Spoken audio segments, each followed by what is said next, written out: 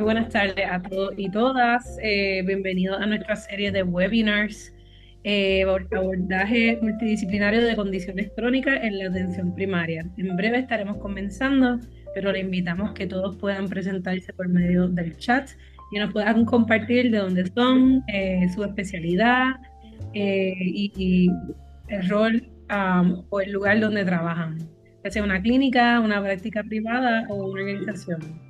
También les recuerdo que estaremos otorgando certificados de participación a cada uno de ustedes, así que si compartió este enlace con algún colega, le pedimos que actualice el nombre en el recuadro que aparece bajo su imagen, para entonces asegurar que el certificado se genere correctamente.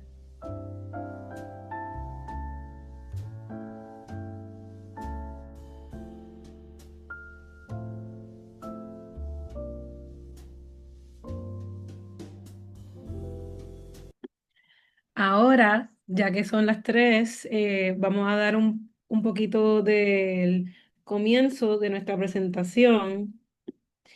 Y como siempre, queremos compartir las guías generales y queremos promover, ¿verdad? Que utilicen sus cámaras siempre y cuando puedan, ya que queremos conocerles y mantener una conexión más cercana con ustedes.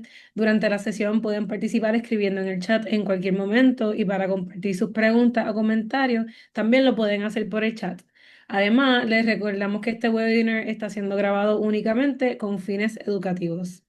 Les recomendamos que puedan escribir sus comentarios y dudas en el chat, para así, al finalizar la conferencia, se pueda abrir un espacio para responderla. Muy bien. Le quiero hablar un poquito del Instituto de Salud Pública. Esto es un programa del Fideicomiso para Ciencia, Tecnología e Investigación de Puerto Rico, y nosotros somos la División de Salud Ambiental, de Salud Digital y Ambiental. Y este es un proyecto de aprendizaje a través de la telementoría. Y el propósito es conectar especialistas con centros médicos, académicos y proveedores de atención de salud en zonas rurales. Así que quiero darle la más cordial bienvenida a nuestra colega Valerie Rivera Hidalgo, que es nutricionista dietista, y le voy a pasar entonces, confirmando con ella, que le voy a pasar la proyección del screen para que comience con la didáctica de hoy.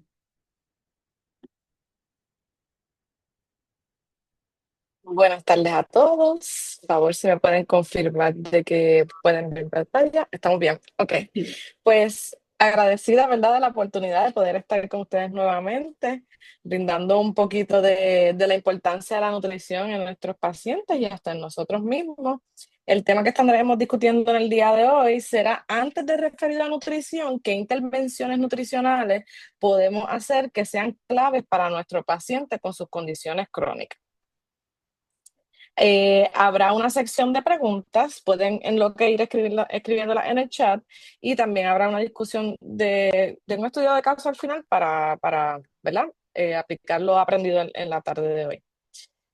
Déjame pasar la pantalla. Ok. Los objetivos para hoy serán identificar esas intervenciones nutricionales básicas y efectivas que los profesionales de la salud pueden implementar en pacientes con condiciones crónicas. Aplicar al menos 2 estrategias prácticas de orientación nutricional, reconocer señales clínicas y contextuales que indican la necesidad de que un paciente sea referido a la nutrición. Ok, vamos a dar un marco general de cuál es nuestra realidad en la práctica médica o clínica cuando nos enfrentamos con nuestros pacientes.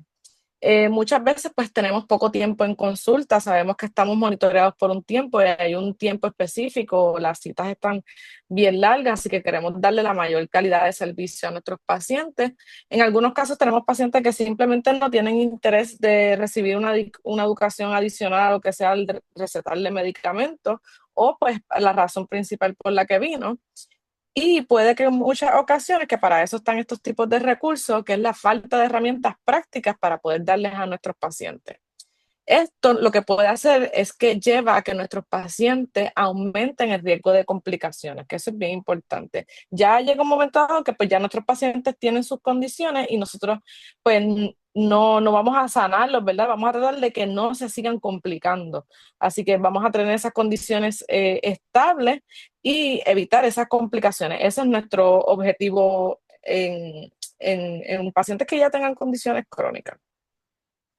Porque es importante intervenir, ¿verdad? La función de todos los profesionales de la salud antes de que ese paciente llegue a la nutricionista. ¿Por qué? Porque reduce la progresión de condiciones crónicas y sus complicaciones, lo que estábamos hablando. Mejora la adherencia al tratamiento. ¿Por qué? Porque si ya el paciente ve la importancia de todo el equipo multidisciplinario que le está diciendo lo mismo, pues eso guía al paciente y le da credibilidad al momento en que llegue la nutricionista.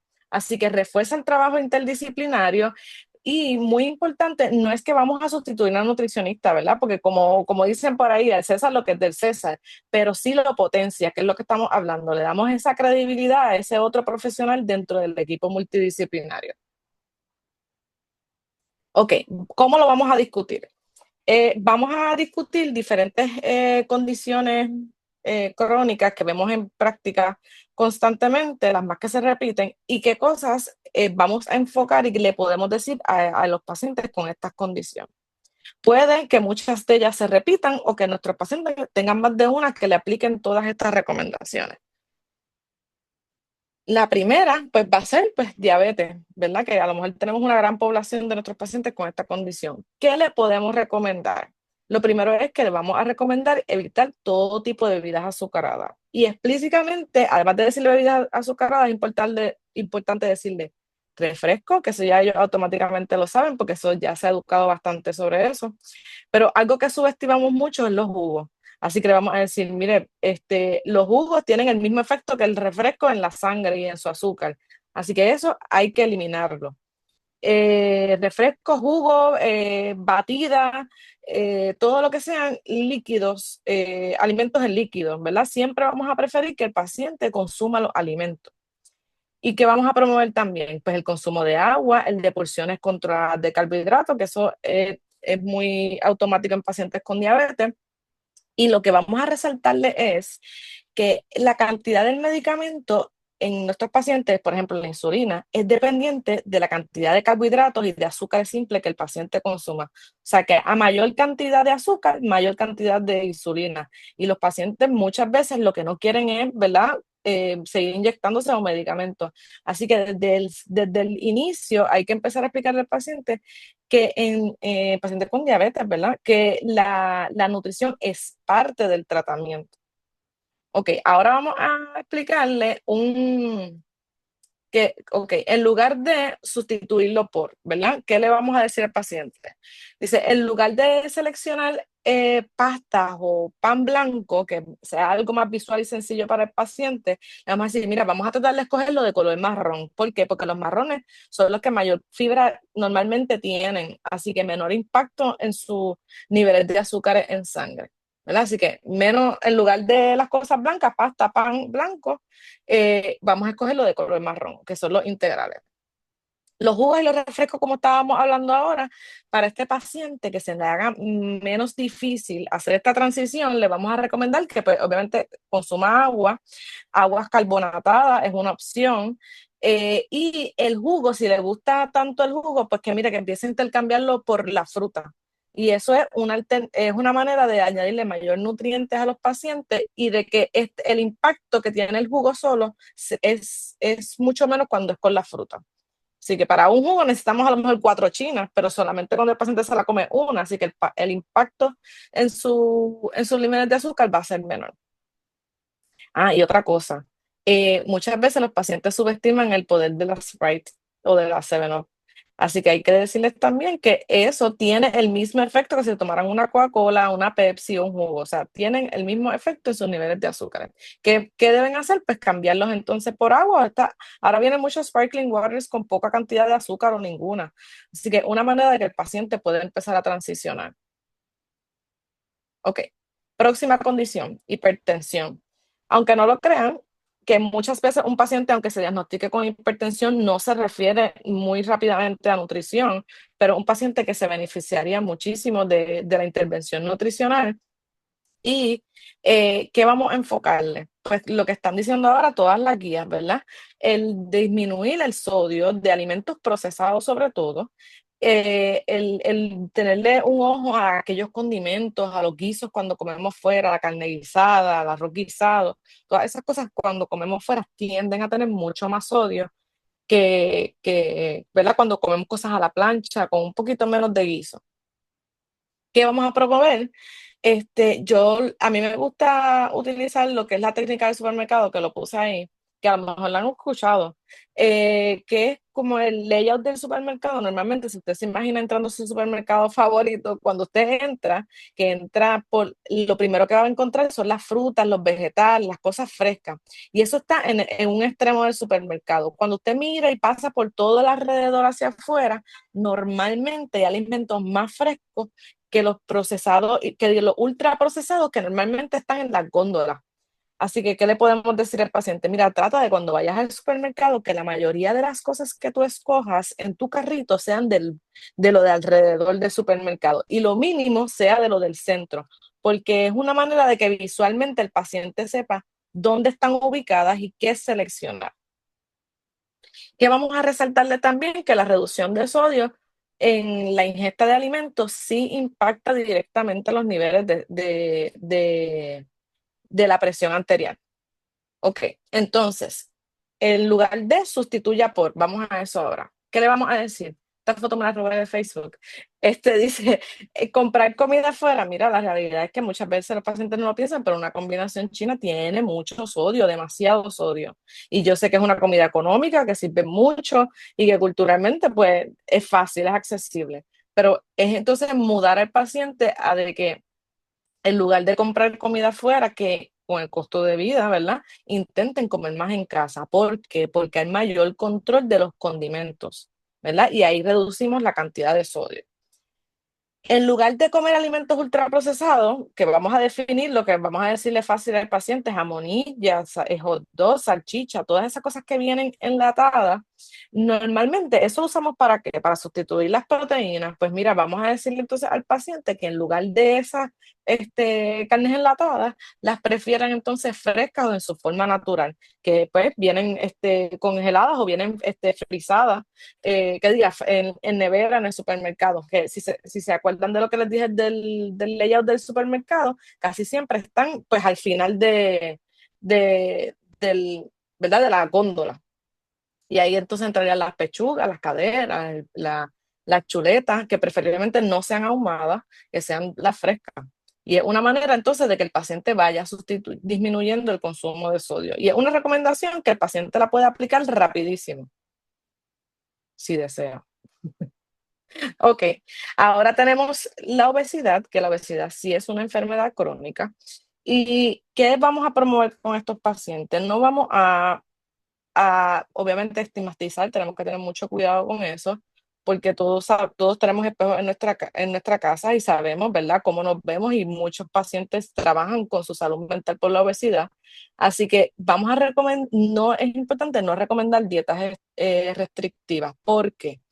Porque no son sustentables y el paciente se va a quitar en una semana. A la vez que le dé el primer antojo, se va a quitar. Entonces, eso no queremos empezar a decirle, no, tienes que dejar el arroz, dejar el pan. No, no. Vamos a empezar con cantidades y cosas pequeñas. Y si no, pues automáticamente recomendarlo a nutrición, ¿verdad? Pero lo que llega a esa cita, ¿qué le podemos decir? Pues casi parecido a control de diabetes, las bebidas azucaradas, porque ya en este punto no solamente por el azúcar, sino por la cantidad de calorías que aporta ¿verdad? Bebidas que son líquidas. Siempre vamos a preferir comer el alimento y agua o agua carbonatada. Y mire, si le gusta un poquito de sabor, le podemos decir al paciente que le eche una fruta. Eso no hay ningún problema. Importante también, muchas veces pacientes que están en el proceso de bajar de peso, control de peso, tienen un hábito que yo he encontrado muy común, es que saltan comidas. Y tú le puedes preguntar y muchas veces, o no, básico, no desayunan.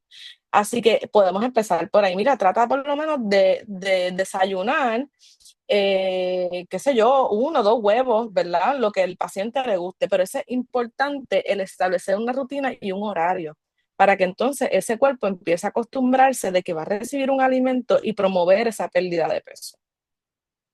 Resaltar que el manejo del peso disminuye el riesgo de otras condiciones crónicas. Sabemos que la obesidad promueve otras condiciones crónicas y eso es lo que queremos evitar.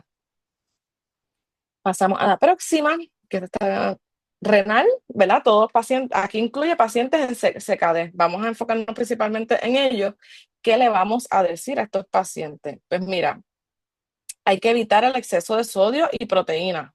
Ese automáticamente. A ver, hay un boom bien grande en el consumo de proteína y esto puede ser mortal para pacientes en CKD en estadio 3 y 4. Entonces, ¿qué vamos a hacer? Promovemos ¿verdad? Su fallo renal y eso es lo que queremos retrasar. Así que, ¿qué le vamos a decir a estos pacientes? Que se alejen de todos esos alimentos que en la etiqueta diga high protein o que alto en proteína. Así que ellos se enfoquen mejor en comer la cantidad de proteínas que le va a proveer el pollo o el pescado, disminuir las carnes rojas, eso es importante. Y si pueden y si les gusta, mira, promover el consumo de proteínas de fuente vegetal. Más habichuelas, más garbanzos, más lentejas. Aquí no estamos quitando, estamos añadiendo. Así que a lo mejor ese paciente, en lugar de esa cena, que a lo mejor a los pacientes les gusta comer light, en la cena, decirle, mira, en la cena intenta, en vez de comerte un pollo o un pescado, o bueno, puedes comer pescado, pero una carne roja, una carne molida, trata entonces que sea un grano. Entonces, sustituir esas proteínas por granos. ¿Qué hacemos? Disminuimos el insulto, el impacto de ese riñón de procesar esa cantidad de proteínas. Y entonces seguimos protegiendo ese riñón para evitar la progresión de su enfermedad, ¿verdad? Renal. Déjame ver qué más. Ok, ya básicamente le dije eso. Y el consumo de condimentos, que obviamente, igual que en hipertensión, pues los condimentos. Yo le puse estos aquí, estas fotos, pero es para asociarlos, ¿verdad? Para decirle al paciente, mire, en vez de usar los sobrecitos de sazón, los cubitos, trata de hacerlos tú mismo, compra los potecitos o los sobrecitos individuales, que son los que cuestan 95 o 90 y pico de centavos, y trata de hacer tú mismo el condimento, ¿verdad? Para disminuir la cantidad de sodio que tiene. Entonces solamente le añades un poco de sal y es mucho menos la cantidad de sodio que el paciente consume cuando utiliza especias versus cuando utiliza condimentos que vienen ya preparados. Así que esas son las 2 recomendaciones principales que yo le daría a un paciente en lo que llega a su cita con un nutricionista. Esto es un paciente que definitivamente se beneficia directamente de una intervención nutricional para disminuir la progresión de su condición. Ok, hígado graso, que esto tenemos un resurgimiento, bueno, no un resurgimiento, pero hay muchos más estudios, ¿verdad?, acerca de el hígado graso no alcohólico, ¿verdad? Esto es hígado graso. ¿Qué le vamos a recomendar a estos pacientes? Muchos de ellos ya tienen un problema de obesidad y sobrepeso, así que a estos pacientes hay que recomendarles la disminución de peso, ¿verdad? Volvemos a lo mismo. El disminuir la cantidad de azúcar añadidas que vienen de los jugos, de los refrescos, de las batidas, y en este caso vamos a resaltar también la del alcohol. ¿Y qué le vamos a decir al paciente?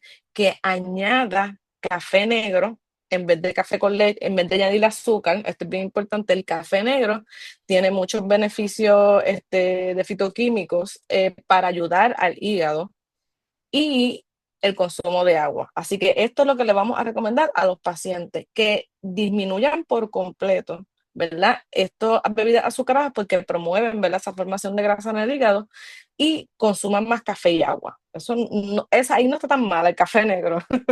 Nosotros somos cafeteros. Y el tema de las grasas saturadas también es bien importante recalcarlo en estos pacientes.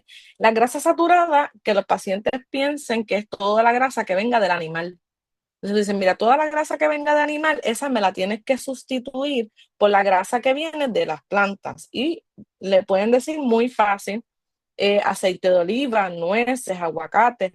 Esas son grasas más antiinflamatorias y entonces disminuye, ¿verdad? El impacto que pueda tener a nivel del hígado graso y además le ayuda a disminuir el peso. Así que con estas dos recomendaciones sencillas de sustituciones podemos ayudar a que estos pacientes con hígado graso disminuya su progresión a cirrosis. Ok, y en general, recomendaciones que se benefician todo el mundo. ¿Qué buscamos por grupo de alimentos? Las proteínas, pues mira, menos procesadas, más enlatadas, lo que les dije de las jamonillas. Mira, en vez de comerte unas jamonillas, pues ve y cómprate unas caderas de cerdo deshuesadas. Y entonces ya ahí tienes una fuente de proteína mucho menos procesada. Las grasas, lo que le mencioné, en vez de grasas saturadas, que son las que vienen de fuente animal, pues vamos a buscarlas en el aguacate, en las semillas, en las nueces, aceite de oliva. Pero ojo, no es comerse un aguacate entero, ni irse a comer por ahí fuera un medio aguacate relleno, porque la cantidad de calorías que te aporta la grasa es mucha y si el paciente está en disminución de peso, pues tenemos que tener un poquito de cuidado con las calorías. Los carbohidratos, en vez de blancos, marrones, que son los integrales. Así que ahí vamos a promover pasta marrón o las que vienen de granos, porque ahora vienen de garbanzo, vienen de lentejas, que eso también le podemos decir al paciente que las intente y no cambia mucho el sabor. Así que eso es importante. Y las frutas y vegetales que siempre estén presentes todos los días en nuestros platos, ya sea vegetales en almuerzo y cena y las frutas en la mañana, pero que si el paciente fresca, ¿verdad? O congelada, sí las podemos promover congeladas. Que el paciente siempre tenga, ¿verdad? Esa opción de estos micronutrientes. Y ok, como profesionales de la salud, ¿qué vamos a empezar a decir? En lugar de decir que vamos a empezar a recomendar que otras cosas. Así que empezamos. En lugar de decir, vamos a ver cómo evoluciona para entonces empezar a referir a nutricionista, podemos decir, te recomiendo sacar una cita con la nutricionista. La nutrición es parte del tratamiento, eso es bien importante. O sea, la nutrición, el dormir, la salud mental, todo siempre es parte del tratamiento de cualquier condición. En lugar de decir, debes hacer dieta y ejercicio, que eso es lo más fácil, ¿verdad? Se dice fácil, pero aplicarlo es difícil. Podemos decirle, puedes comenzar a disminuir el consumo de jugo y refresco. A veces yo le digo a los pacientes, mira, no lo compres en tu casa, no hagas en la compra, trata de no comprarlo. Y cuando salga a comer los fines de semana, mira, te toma uno o dos. Nada más con ese cambio, el paciente va a ver diferencia, tanto en sus niveles de azúcar como en su peso. Y sí, eso ya se los dije. Ok, entonces en lugar de, podemos decir, tienes que eliminar los carbohidratos y hacer la dieta keto. Cada condición tiene sus recomendaciones, ¿verdad? Y aquí no promovemos el eliminar, ¿verdad? Promovemos el disminuir. Así que, ¿qué vamos a decir? Que los carbohidratos sean una cuarta parte del plato. Esta es la guía de mi plato que se utiliza muchísimo. Ahora la cambiaron por la pirámide, pero para que el paciente lo vea y sea visual, como quiera, por lo menos yo sigo utilizando el plato. Y es que básicamente el plato que es redondo lo dividen por la mitad y de nuevo por la mitad. Así que una cuarta parte del plato debe ser los carbohidratos. O si el paciente le gusta comer fuera o come fuera, sabes que los tubos, los de foam, normalmente tienen dos compartimientos pequeños y uno grande. Pues que uno de esos compartimientos sea del carbohidrato, no el canto grande, porque entonces ahí empezamos a disminuir la cantidad y no eliminar el alimento por completo. Entonces, importante, cuando como profesional de la salud podemos identificar que ya el paciente necesita un referido inminente a nutrición. Primero, el paciente es diagnosticado con una condición nueva, por ejemplo, clásico, diabetes. Así que eso es importante que el paciente reciba esa intervención, esa recomendación nutricional, simplemente hasta por guía para que sea más específico y el paciente tenga mucho más control de su condición. Hay una falta de mejoría o hay un estancamiento, ya este paciente, ya usted le ha cambiado de medicamento por vez número 10 y el paciente no hay mejoría. El paciente nunca ha visitado una nutricionista. Me pasó recientemente con una paciente y, y hemos trabajado diferentes cosas y ese estancamiento se fue. O sea, volvió a disminuir esos niveles de glucosa, que era lo que estábamos trabajando. Así que estos pacientes se benefician. También cuando hay una necesidad de intervención especializada. Pues ya hay cosas que pues literalmente pues ya van a mucho detalle que pues para eso el nutricionista pues necesita intervenir específicamente condiciones gastrointestinales. Normalmente son las más, las más que requieran. Y simplemente que el paciente quiera aprender a comer o tiene un interés genuino en aprender a comer. Así que si el paciente, nosotros sí educamos de lo que son los grupos de alimentos, que aunque no lo crean, muchas veces hay que educar desde que son los grupos de alimentos, que es un carbohidrato, que es una proteína, y por ahí empezamos con los pacientes. Ese momento también se puede referir a nutricionista. Ok, vamos entonces ahora al estudio de caso, lo voy a presentar y antes de las recomendaciones pueden empezar o sea, de yo presentar las recomendaciones, ustedes pueden empezar a escribir en el chat o abrir el micrófono. Ok, tenemos aquí a la paciente Mer, por sus siglas, tiene 55 años, fue diagnosticada con diabetes tipo 2 hace un año, tiene presión, tiene hipertensión, está en sobrepeso. Sus medicamentos actualmente son metformin de 500 BID, 2 veces al día, los saltan QD y en evaluación en consulta, los últimos laboratorios, la paciente presentó una glicosidad de 8.6. La presión salió en 142,88 y el BMI en 29 kilogramos por metro cúbico. Y la paciente refiere cansancio, sed frecuente y antojos de dulce. Esos antojos siempre nos tocan a todos a la puerta. Así que, ¿qué recomendaciones clave antes de referir a nutrición le podemos dar a esta paciente? O sea, que sean recomendaciones puntuales, específicas, que la paciente se pueda llevar, además del referido a la nutrición. Pueden abrir sus micrófonos, escribir.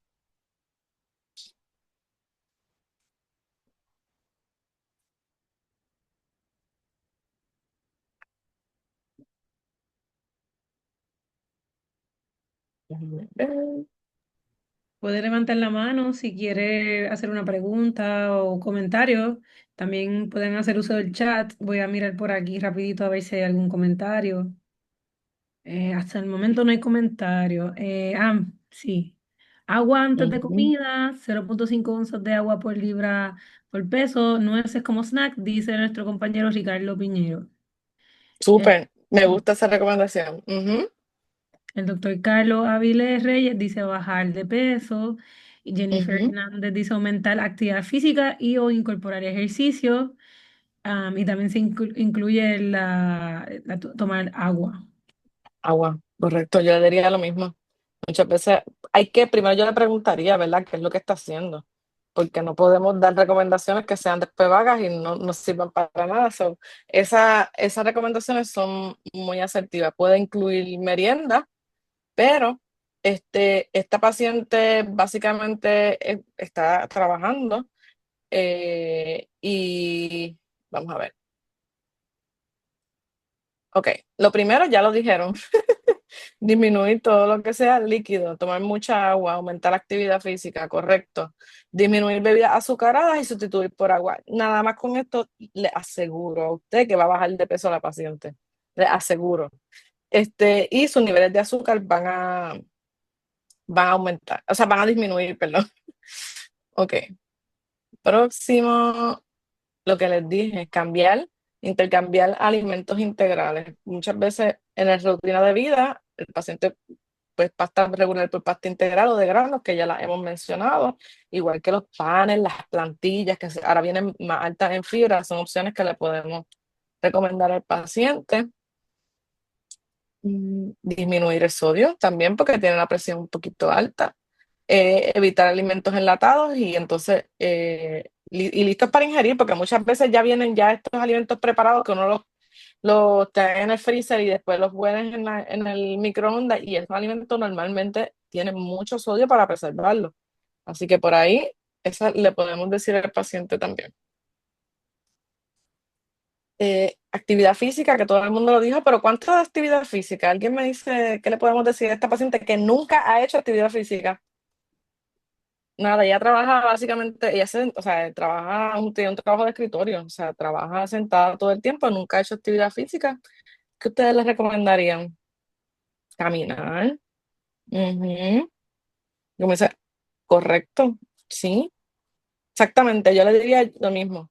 Sabemos que la recomendación es que hay que hacer ejercicios de fuerza y promover el músculo, pero si es un paciente que nunca ha hecho ejercicio, mire, si tiene un perro que se vaya por lo menos media hora a caminar o 10 minutos, es algo, siempre el movimiento, el cuerpo se hizo para moverse, así que siempre cualquier ejercicio que empiece a hacer, tomar escaleras, estacionarse más lejos, sí, correcto, son actividades que va a ayudar al paciente. Así que yo puse aquí, comenzar caminando 30 minutos, al menos 5 días a la semana. Ah, y 5 días, importante, no significa que tiene que ser de lunes a sábado, que de lunes a viernes. O sea, sábado y domingo también se puede hacer. A lo mejor le puedes decir, mira, a lo mejor si tienes una pareja o una amiga que quiera hablar, en vez de irte a un sitio a sentarte a hablar, váyanse a la laguna del condado y caminen un poco. Y es una manera de promover la actividad física y que no deje de quitarle que sea un poco divertido, ¿verdad? Porque compartir con una amiga mientras estás haciendo actividad física es chévere.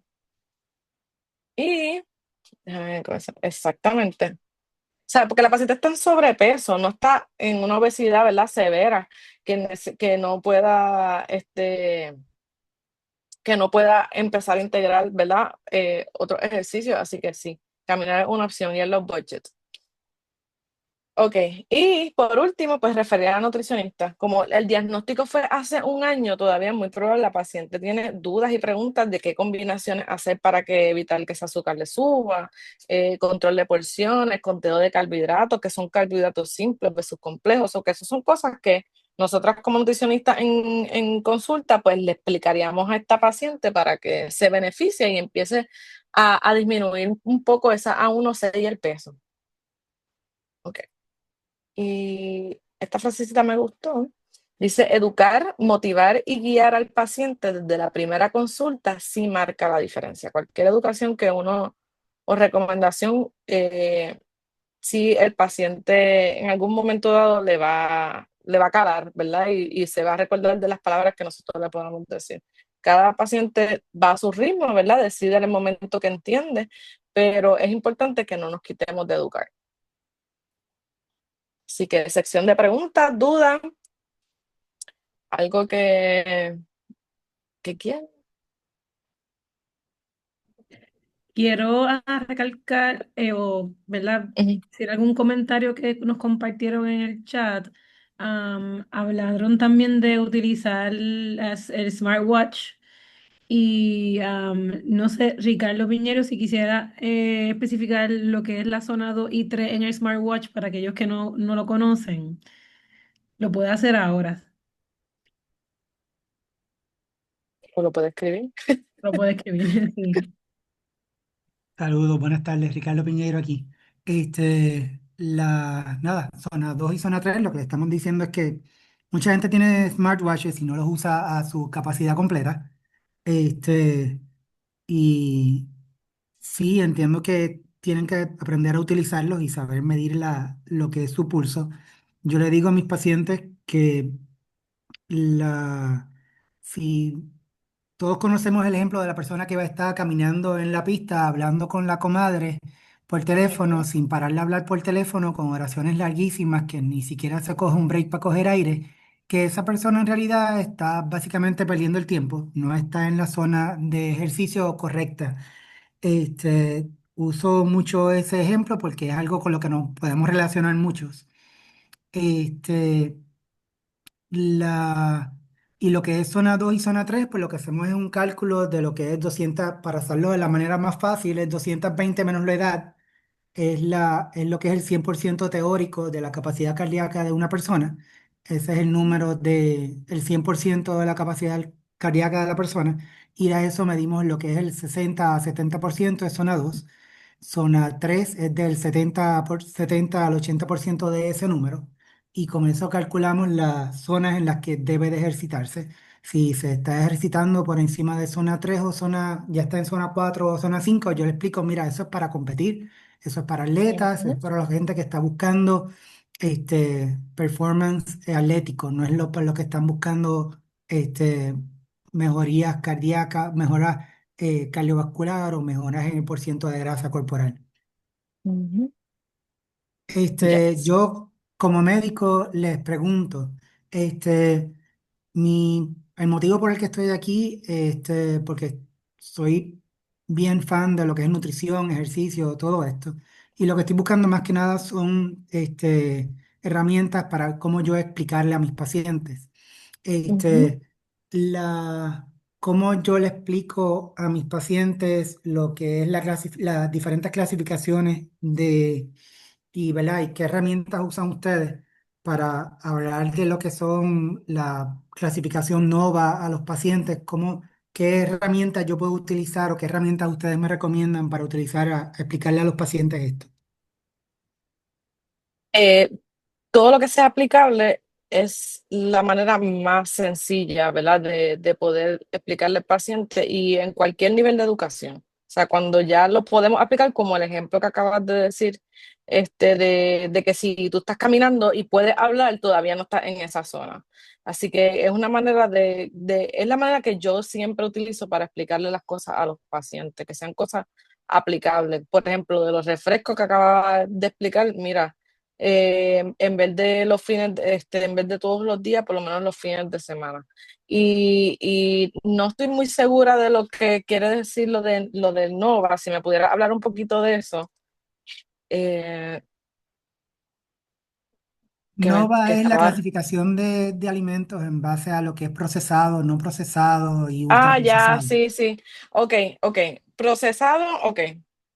Yo eso lo he usado también o sea, de cómo le explico, de lo ultra procesado, pues mucha gente usa lo de la cantidad de ingredientes, que es una manera guía de llevarlo en la etiqueta. También puedes utilizar de que, ok, ¿cuál es la materia básica de lo que viene en el alimento? Por ejemplo, la jamonilla, pues si es cerdo, pues mejor compro el cerdo. Y entonces, esas son la manera en que más o menos puede ir haciendo el switch el paciente. O sea, obviamente si va a comprar una harina, una plantilla de maíz, no va a comprar el maíz, puede comer el maíz, pero si quiere una plantilla de una tortilla de maíz, pues entonces la cantidad de ingredientes, pues eso es un alimento procesado, pero no es ultra procesado, porque no tiene tanto ingrediente y tanto mucho más proceso para la confección de ese alimento. O sea, que es la manera de que poco a poco ya uno va clasificándolos por frescos o enteros, procesados y ultra procesados, que ya esa es la clasificación que pues se empezaron por los embutidos, que son alimentos ultra procesados, jamón, salchicha, chorizo, todas esas cosas, pepperoni, que son ultra procesados. Entonces ya nos movemos a lo que son, ahora vienen, qué sé yo, en supermercados, pues la pechuga de jamón para que uno la corte y entonces está mucho menos procesada porque también los ingredientes que utilizan para preservarlo son muchos menos. Así que una manera que puede, igual lo que explica del supermercado, también puede utilizar esa técnica. Sabemos que en los freezer hay alimentos ultraprocesados igual, pero es una guía un poco más que entonces ya vayan a la góndola o a buscar los condimentos, a buscar las plantillas, las tortillas, el pan, que sean la menor cantidad. Siempre van a haber alimentos de las góndolas, pero que sea lo menor que haya en el carrito. Eso es como básicamente voy a donde ellos. Lo último que le dije a un paciente fue como que, mira, si es algo que tú puedes cocinarlo, en vez de comprarlo ya que viene cocido, mejor prepáralo tú. O sea, si tienes tiempo, si tienes, tú sabes, y es una manera de que el paciente también está disminuyendo la cantidad de alimentos procesados y es inconsciente. Así que esas son las técnicas que básicamente yo he utilizado. No sé si pude contestar la pregunta. Ok, de nada, gracias a usted. ¿Alguna otra duda o pregunta?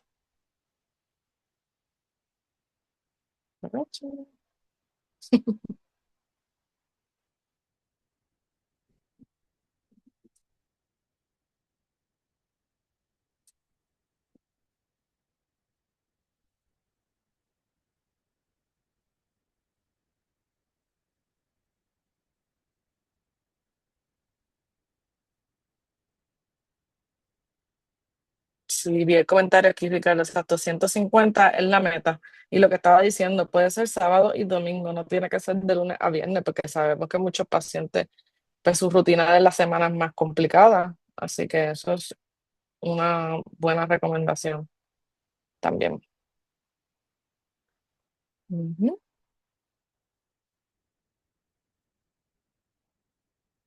Pues, Nicole, yo creo que ya no hay más dudas o preguntas. Súper, gracias a todos por su participación. Gracias al doctor Ricardo Piñero también por incluir sus preguntas. Participar aquí, este espacio, queremos que todos puedan participar y se sientan cómodos. Así que muchas gracias a nuestro recurso principal, a la licenciada Valerie Rivera Hiraldo. Y entonces ahora vamos a cambiar brevemente a la encuesta satisfacción. Así que voy a compartir pantalla por acá.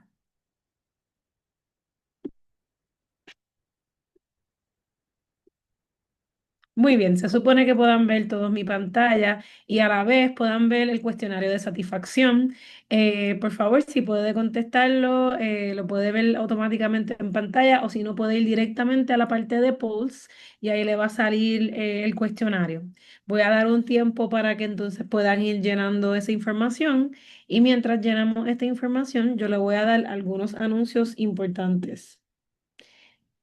Esta serie de webinars acaba de comenzar y le queremos entonces anunciar los próximos temas. Nosotros tenemos el día 6 de mayo en el horario entre 4 a 5 p.m. el impacto psicológico de la endometriosis, claves para la atención integral, que nos va a acompañar la doctora Bárbara Barros Cartagena, que es psicóloga clínica. Así que están todos cordialmente invitados a formar parte de este webinar la semana que viene entre el horario de 4 a 5. Se puede registrar utilizando el QR code, ¿verdad? Pueden sacar su celular y escanear directamente este flyer. También de la misma manera tenemos para la fecha del 14 de mayo entre 6 y 7, ¿verdad? Y nuevamente cambiar los horarios. Tenemos a la doctora Gladys María Figueroa, que es ginecóloga, y ella va a hablar del tema de manejo farmacológico de la menopausia, consideraciones clínicas para pacientes con enfermedades crónicas. Así que nuevamente el registro está en pantalla. Le invitamos a todos, ¿verdad?, que se puedan conectar y podamos compartir como hoy una conversación amena, informativa para la comunidad que nos acompaña en el día de hoy. No me queda más que agradecerle a todos por acompañarnos, también a la licenciada Valerie Rivera y, ¿verdad? Acá en el Instituto de Salud Pública lo esperamos la semana que viene. Así que cuídense mucho y muy buenas tardes. Buenas tardes, gracias.